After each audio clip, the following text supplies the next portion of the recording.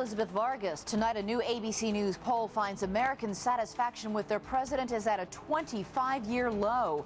Can President Bush overcome an increasingly unpopular war? Immigration deadlock. The president's opponents stand firm even after his Oval Office address. Tonight, one of the most prominent Catholics in the country tells us the government has been failing for decades. Baghdad ER. Rare footage from inside an Army combat hospital documents life and death decisions and gives one mother a precious gift. And on a wild hunt, our reporter joins the search for killer alligators. Why are they getting more aggressive?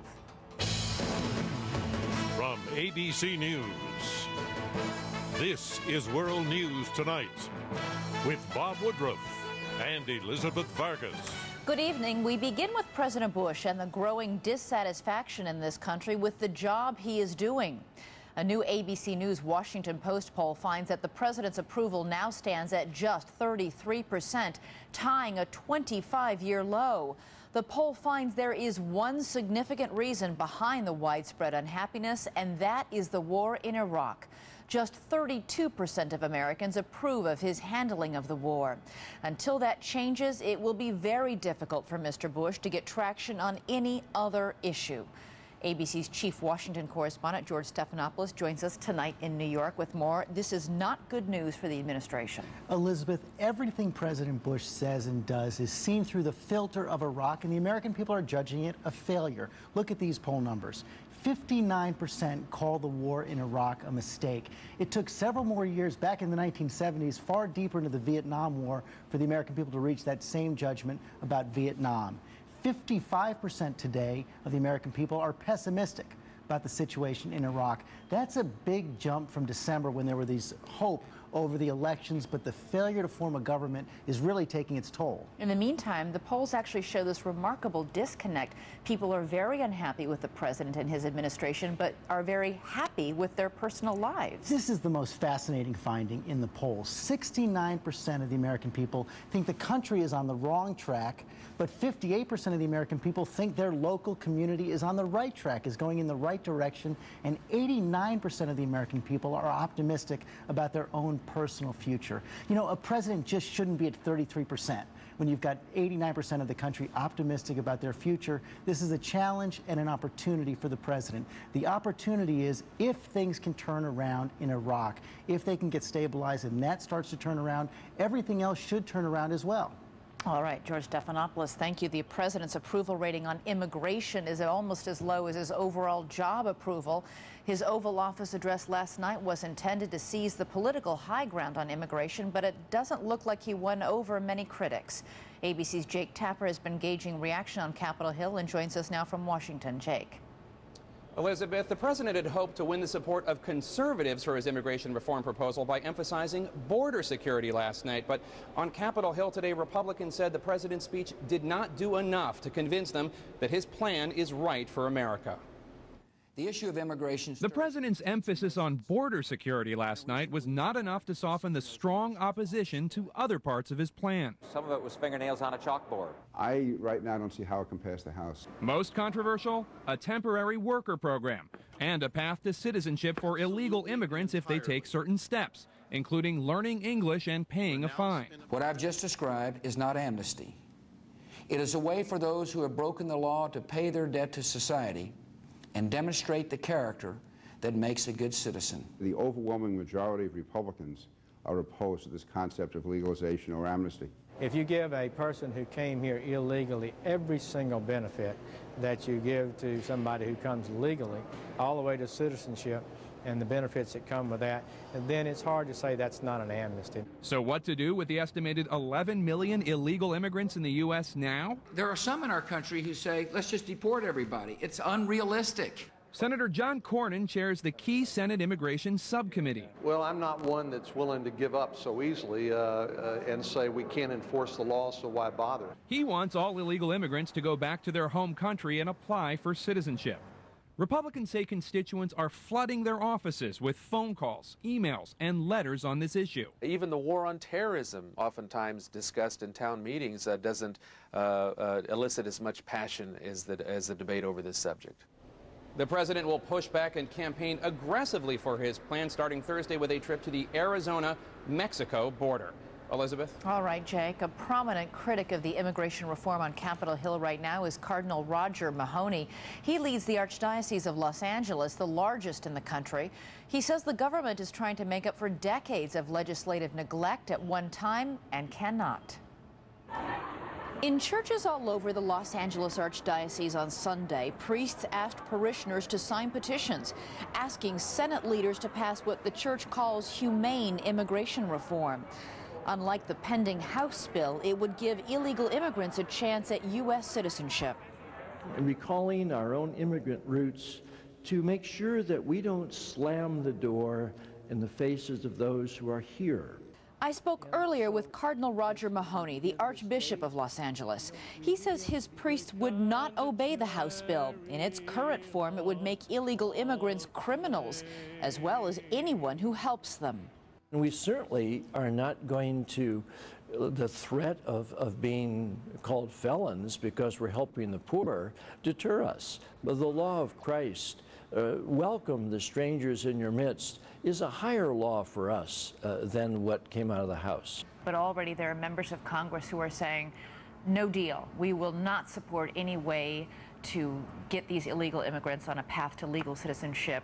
We are in this situation now with 12 million undocumented people precisely of the lack of action in Congress for the past 20 years.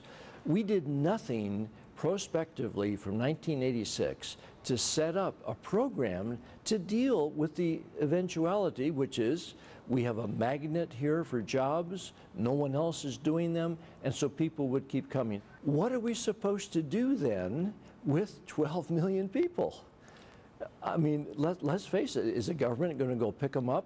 I just muse on the fact that New Orleans, when we had that a lot of advance notice about hurricane, the federal government, state government of Louisiana, and the city government of New Orleans couldn't evacuate 250,000 people who they knew where they were.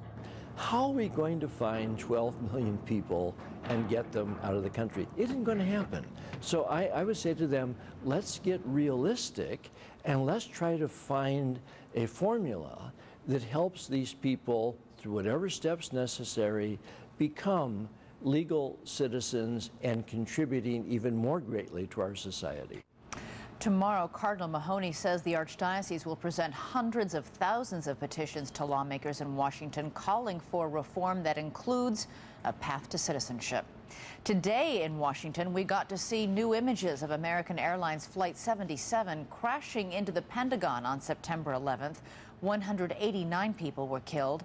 A watchdog group sought the video to convince conspiracy theorists who have long speculated that something other than a plane slammed into that building that morning. Here's ABC's Lisa Stark. At first glance, it's hard to make out the images taken by the Pentagon security camera that morning. But look closely at the lower right-hand corner. This video, released today, appears to show the nose of an airplane. It comes into view briefly. The next few frames show the Pentagon in flames. That adds to images that have already been seen from another security camera 10 feet away. A white streak in the lower right-hand corner, then the explosion. We hope this completes the historical record and makes it clear these folks were the victims of a murderous terrorist attack. Judicial Watch, a government watchdog group, sued for the video to try to quiet conspiracy theorists who have questioned the Pentagon attack. The photos show no cabin, no engines, and no tail. The theorists have talked of a cruise missile or a drone hitting the building, of a government cover-up of the true origins of the 9/11 attacks. They say the new video does not put their questions to rest. Why did it take 4.5 years to release more ambiguous frames that still do not prove the government's case definitively? Now, some family members of those who died here at the Pentagon say they are outraged at the conspiracy theorists, and Judicial Watch says anyone who doesn't believe that American Airlines Flight 77 hit this building is, in its words, crazy. Elizabeth? All right, Lisa Stark at the Pentagon. One more note from Washington. A very emotional moment at the White House today. The president's new press secretary, Tony Snow, a cancer survivor, was holding his first on-camera briefing. Reporter Rebecca Cooper of our Washington affiliate WJLA asked him about his yellow Live Strong wristband. I had cancer last year. It's going to sound stupid and I'll be personal here, but it was the best thing that ever happened to me. It's my Ed Muskie moment.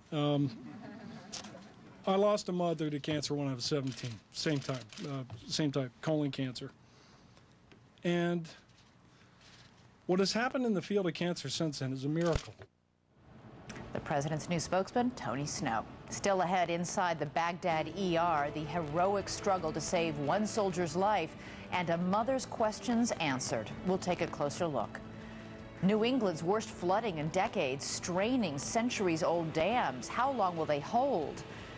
And Florida on edge. 3 deadly alligator attacks in a week. Our reporter with the gator hunters. This is World News Tonight, brought to you by Advil. My baby left for college, and for the mess he left, I needed a pain reliever for my back. Took some classes of my own and got something else for arthritis pain. Went high tech and needed a headache medicine too. Every new pain, a different pain reliever. But now Advil is my every pain reliever. Advil works wherever I hurt, and nothing's proven stronger on tough pain. So whatever happens, happens. I'm all Advil. Being 40 is great, especially when you don't look your age. Give us 12 weeks, we'll give you up to 10 years back. Take the Rock Challenge. Register now at rockchallenge.com. Life begins at 40. Rock, we keep our promises. The word is aardvark. Aardvark. A-R. Come on, focus. You know this one. It's the first word in the dictionary. A-A-R-D-V-A-R-K. Aardvark. Correct. All right. With Kellogg's Frosted Mini Wheats, your child won't be distracted by mid-morning hunger. Because with 8 filling layers of sweet, crunchy whole grain fiber... 8 layers. How about it? It's the breakfast that stays with you. Keeping control of a busy emergency room, Janet is a formidable woman. But she was no match for something smaller than the tip of a pen. It KO'd Janet so fast, she didn't know what hit her. It was a clot. Like Janet, if you've been hospitalized with heart-related chest pain or a certain type of heart attack, what doctors call ACS, chances are you've had a clot. But now Janet's doctor is helping increase Janet's protection against heart attack and stroke by putting Janet on Plavix. Plavix, in combination with aspirin and other heart medicines, helps provide greater protection against heart attack and stroke than aspirin and other heart medicines alone by helping keep blood platelets from sticking together and forming clots. If you have a stomach ulcer or other condition that causes bleeding, you shouldn't use Plavix. When taking Plavix alone or with some medicines, including aspirin, the risk of bleeding may increase. To minimize this risk, talk to your doctor before taking aspirin or other medicines with Plavix. Additional rare but serious side effects could occur. Ask your doctor about Plavix today, because no matter how formidable you are, you're no match for a dangerous clot. If you take Plavix with aspirin, continuing to do so will help increase your protection against a future heart attack or stroke. Beyond aspirin and your other heart medicines alone, you may be feeling better, but your risk never goes away. Help stay protected. Stay with Plavix.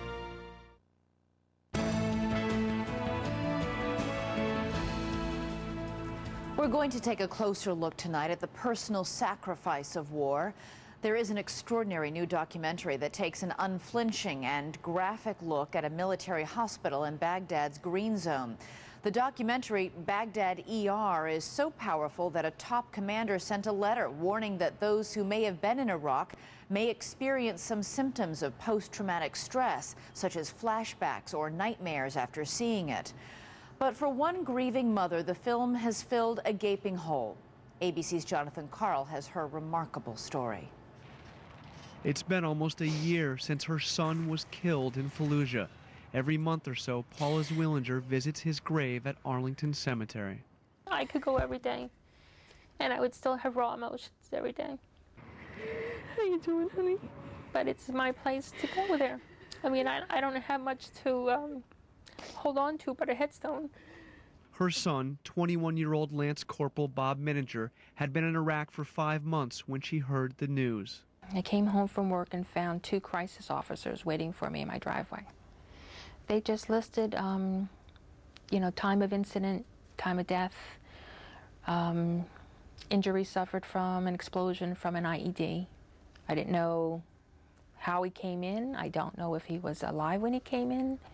Nothing. I don't know how he passed. I don't know if anybody was with him. There had been 17 hours between the time of the explosion and the time of death. 17 hours Paula Zwillinger had known nothing about until she was told about a documentary film called Baghdad ER.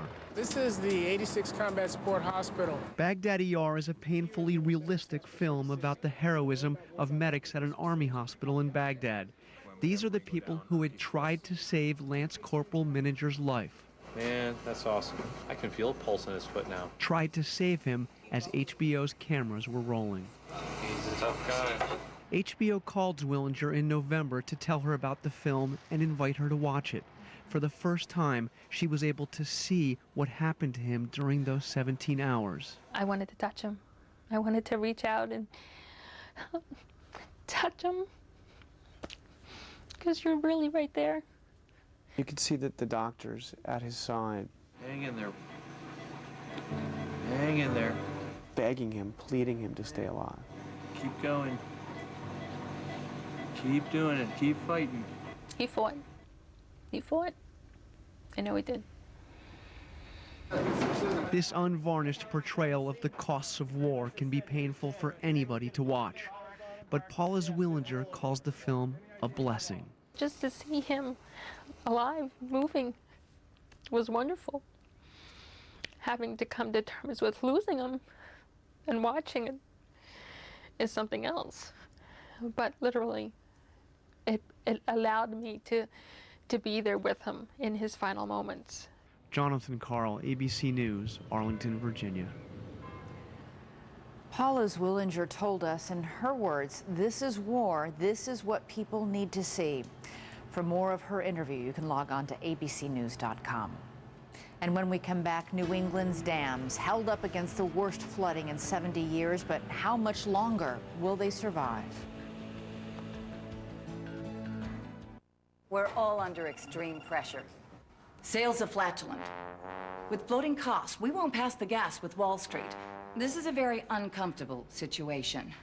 I've remained silent but deadly about this problem for long enough. It's time to let rip with a new plan. If we don't do something about our ballooning deficit, we won't cut it with our investors. When you've got gas, it's the only thing on your mind. New Gas X Thin Strips dissolve quickly and relieve gas fast. Gas X, pressure's off. They say your footprint is as unique as your fingerprint. Just like me, unique. That's why Dr. Scholl's created memory fit insoles with memory foam to form to the shape of your foot. It forms right around your feet. For customized comfort, see the doctor, Dr. Scholl's. If you're a disgusting, damaging, or destructive bug, watch carefully. 'Cause this is the last thing you're ever gonna see. Presenting Ortho Bug Begone Max, the best lawn bug killer ever made. So strong, it kills bugs 3 times longer than the leading competitor. Not just 1 month, but 3 full months guaranteed. Bug Begone Max. Lights out for lawn bugs. My name is Sarah. I've had a sleep problem. Actually, different problems. Sometimes I couldn't fall asleep, or I'd fall asleep and I couldn't stay asleep. My doctor suggested that I try Ambien CR, the latest Ambien. It does both. Helps me fall asleep and stay asleep. It's the only one with 2 layers. One dissolves quickly to help you fall asleep fast. The other dissolves slowly to help you stay asleep. A good night's sleep makes a big difference. Ambien CR is a treatment option you and your doctor can consider along with lifestyle changes and can be taken for as long as your doctor recommends. Until you know how Ambien CR will affect you, you shouldn't drive or operate machinery. Be sure you're able to devote 7 to 8 hours to sleep before being active again. Side effects may include next-day drowsiness, dizziness, and headache. It's non-narcotic. However, like most sleep medicines, it has some risk of dependency. Don't take it with alcohol. Falling asleep and staying asleep. Both problems handled. Ask your doctor about Ambien CR. Remember, that's CR for a good night's sleep from start to finish. Here you go, Pete. Hey, Pop. 2 years ago, I had a heart attack. If it weren't for Bayer aspirin, who knows? The same Bayer aspirin I take for headaches And me for backaches. helped save Pop's life. It truly is a wonder drug. Christian leaders are mad, and they're not taking it quietly. Tomorrow, see how they're fighting back against the Da Vinci Code, the movie. Why do they call it blasphemy? And what are they doing to keep you away from the theater? Don't miss World News Tonight tomorrow. It is still raining in much of New England tonight, and though it's beginning to taper off, satellite imagery shows just how much fell in 5 days. Nearly 1.5 feet of rain have fallen in places, straining roads, drainage systems, and centuries-old dams to their limits. The system's largely held this time, but many are deeply concerned now about the weakened infrastructure. ABC's David Muir reports now from Methuen, Massachusetts. For 24 hours, state inspectors in Methuen, Massachusetts, north of Boston, have had their eyes trained on this dam, worried the 150-year-old structure could give way. If this dam were to go, it would flood the city of Lawrence and parts of the city of Methuen. It would affect literally 100,000 people. George and Rachel Torres would certainly be among them. They live below the dam, and even with it still intact, their home is already flooded. I prayed last night and I pray to God that it don't break. That the dam doesn't break? Yeah. Not just for us, for everybody in the neighborhood. This comes after a similar scare just last fall, when floodwaters nearly took out this 173-year-old dam in Taunton, Massachusetts, and state politicians called for a bipartisan investigation. We have had complete neglect of our dams. Today, the results of that investigation. Legislators say of the nearly 3,000 dams in the state, 49% have not been inspected. And of the dams considered to be high hazard, only 8% have emergency action plans. The report says the state employs just 7 full-time inspectors and says the state should spend $10 million to make the dams safe. This one, obviously, given the flow of water going over the top of it, gave everybody a bit of a startle. We're all a little nervous, but the dam is held up. Massachusetts governor says all of the high hazard dams were inspected after the flooding last year. And when we asked him what he thought of this new report, all the dams are holding. That's the best reaction. Still, the governor acknowledges after this storm, authorities will take yet another look. For the Torres family, it couldn't come too soon. Grateful this centuries-old dam, like so many others, has survived another close call. David Muir, ABC News, Methuen, Massachusetts. We have one note from London tonight. What happens when you put a rock star in charge of a newspaper? Bono of the group U2 guest edited today's Independent. Page 1 said, "No news today," and in fine print, just 6,500 Africans died today as a result of a preventable, treatable disease. The paper gave Bono the editor's chair to spotlight one of his causes, the fight against AIDS in Africa. When we come back, on the hunt in Florida's Alligator Alley, where the animals are going after people more than ever before. My name is Art Bivens, and this is my story. I have a folk group called COD, Cool Old Dudes. As I was going over Kilcara Mountain, I have arthritis in my fingers. It makes it very hard to press down on the strings. Our bass player, Eric, he said, "Man, you gotta try you some Aleve. Really is good, you gotta try it." Just to shut Eric up, I tried the Aleve, and he was right. I'm back in the game. I can play guitar again. What is going on in there? Conga! Boom, boom, boom, boom, boom, boom. When allergies hit, mucus crowds into your sinuses and pressure builds up. The more, the miserable. Mucinex D with a decongestant breaks up mucus that causes congestion and sinus pressure due to allergies. Uh-oh! There she blows! Pressure's going. And Mucinex D lasts for 12 hours. Hey, wanna dance? Mucinex D, Mucinex in, mucus out. When immigrants landed at Ellis Island, they brought a dream. Work hard, opportunity will follow. At TD Ameritrade, it's no different today. You bring your own drive to succeed, they'll help in every way, with people who'll sit and talk with you about your strategy, solidly independent research, straightforward pricing. The new TD Ameritrade. Independence is the spirit, that drives America's most successful investors. You could say food's my life. I watch my diet. Still, my cholesterol's a little higher than my doctor and I want it to be. We talked about statins, which are a good option. For me, he chose a medicine that helps lower cholesterol differently. Zetia. Most cholesterol medicines work mainly with the liver. Zetia works in the digestive tract, as do some other medicines, but Zetia is unique in the way it helps block the absorption of cholesterol that comes from food. And Zetia, along with a healthy diet, lowered bad cholesterol by as much as 30 points. That's 18%. It complements what I've been doing lately, like eating healthy and exercising. Zetia may not be right for people who have ever had liver problems, are nursing or pregnant, or may become pregnant. Your doctor will decide if Zetia is right for you. Unexplained muscle pain or weakness could be a sign of a rare but serious side effect and should be reported to a doctor right away. Common side effects included tiredness and stomach pain. So eat healthy and ask your doctor if Zetia is right for you. Now you can tell everybody that a waitress gave you a tip. Zetia. It's a different way to help fight cholesterol. What?